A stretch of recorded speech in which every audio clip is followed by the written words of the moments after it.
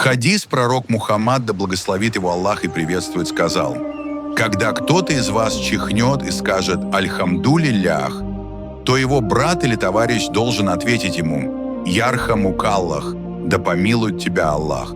А тот в ответ говорит «Яхдикумуллаху ва юслиху балякум», да наставит вас Аллах и исправит ваше состояние. Аль-Бухари. Смысл этого адеба — любовь между братьями. Простая фраза укрепляет братство и заботу. Зикр Аллаха, чихнувший, прославляет Аллаха, альхамдулиллях, а отвечающий делает дуа за него, ярхамукаллах. Социальная связь, даже такие мелочи делают отношения мягкими и доброжелательными. Этикет при чихании: тот, кто чихнул, обязан сказать «Альхамдулиллях», хвала Аллаху. Другие должны ответить «Ярхамукаллах», да помилует тебя Аллах.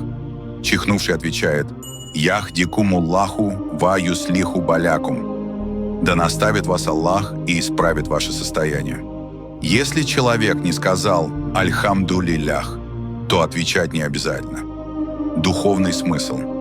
Даже чихание превращается в поклонение, если следовать сунне. Аллах тот, кто возвращает дыхание, и мусульманин благодарит его. А братья в ответ делают дуа друг за друга. Это укрепляет любовь и милость между сердцами. Вывод. Отвечать на чихание — это маленькая сунна, которая превращает обычный момент в зикр Аллаха и укрепляет братство между мусульманами.